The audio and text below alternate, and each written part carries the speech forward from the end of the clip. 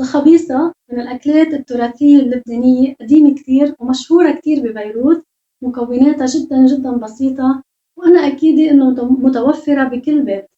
أول شي رح نجهزه مع بعض هو المستكة. عندي هون تقريبًا 5 حبات من المستكة، طحنتن مع ربع معلقة صغيرة من السكر لحتى ينعموا ويصيروا معنا بودرة متل ما شايفين. فضيهم بصحن صغير.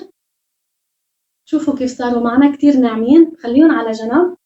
وهون منجهز الوصفة. عندي هون كوب من النشا، بنفس الكوب بعير 4 أكواب من المي. فشو ما كان مقاس الكوب اللي عندكم ما بيأثر، المهم نفس الكوب اللي استعملتوه للنشا تستعملوه للمي. أكيد المي باردة، بحركن على البارد لحتى أضمن إنه النشا داب تماماً.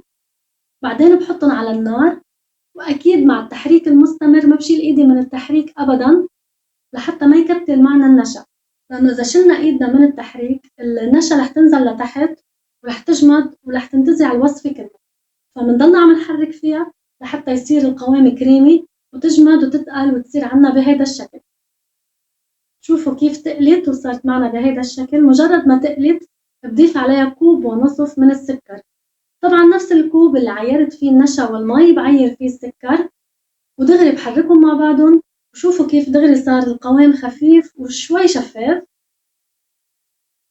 خليتهم يغلوا مع بعضهم تقريبا 10 دقايق. بعدين حطيت المستكة بكاسة وحطيت معها معلقة كبيرة من المزهر ومعلقة كبيرة من المورد. بخلطهم كتير منيح. أنا بفضل أعمل هيدي الطريقة للمستكة. إذا بحط المستكة دغري على الوصفة يمكن تكتل معنا، فلما أخلطها مع المزهر والمورد فأنا بضمن إنه دابت أول شي، وبعدين بضيفها على أي وصفة عم بعملها هيك بتأكد إنه المستكة دايبة تماماً. خليتهم يغلوا مع المستكة كمان تقريباً شي 5 دقايق. بعدين بضيف عليهم المكسرات. طبعاً المكسرات هون أنا نقعتها بالمي تقريباً ربع ساعة، وبعدين بصفيها من المي وبحطها بقماشة لحتى تنشف تماماً. عندي هون جوز وفستق حلبي وصنوبر.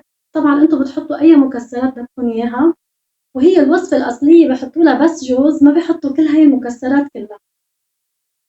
خليت شوي على جنب لحتى زين فيهم على الوجه. بخلط المكسرات مع الخبيصة شوي وبتركهم يغلوا تقريباً دقيقتين بس مش أكتر. شوفوا كيف القوام عنا شفاف. هذا هو القوام اللي لازم تحصلوا عليه قبل ما تضيفوا المكسرات. فشوفوا كيف طالع معنا القوام كتير شفاف ولونه فاتح، لأنه نحن نقعنا الجوز وغيرنا له ميته كمان أكتر من مرة، لأنه هو اللي بيخلي تطلع الخبيصة سمرة. فمنغسل الجوز ومنغير له ميته مرتين 3 نحن وعم ننقعه. هيك بضل لون الخبيصة شفاف مثل ما شايفين ولونها كتير حلو. ومثل ما قلت لكم قديما كانوا يستعملوا بس جوز، ما كانوا يحطوا هاي المكسرات كلها. فضيتها بصحن كبير. فيكم تحطوها بكاسات صغيرة كيف ما انتم بتحبوا تقدموها، هيدا الشي بيرجع لإلكم. تركتها لحتى تبرد تماما. بعدين بزينها، هيدا شي اختياري طبعا. حطيت جوز الهند وكمان المكسرات يلي بقيت عندي حطيتها على الوجه. ومثل ما قلت لكم فيكم تحطوا أي مكسرات انتم بتحبوها وبتفضلوها، بس هي الأساسية الأصلية بس بالجوز. وشوفوا هون كيف طالعة معنا جامدة ومتماسكة ولونها كتير كتير حلو. طبعا وقت التقديم بنقطع القطع لنضيفها أو لناكلها. وشوفوا كيف تطلع معنا بسهولة. شوفوا اللون شو حلو والطعم كتير كتير طيب. أنا هيك بتكون خلصت وصفتي لليوم. بتمنى تعجبكم. إذا حبيتوا الفيديو ما تنسوا تدعموني باللايك والشير.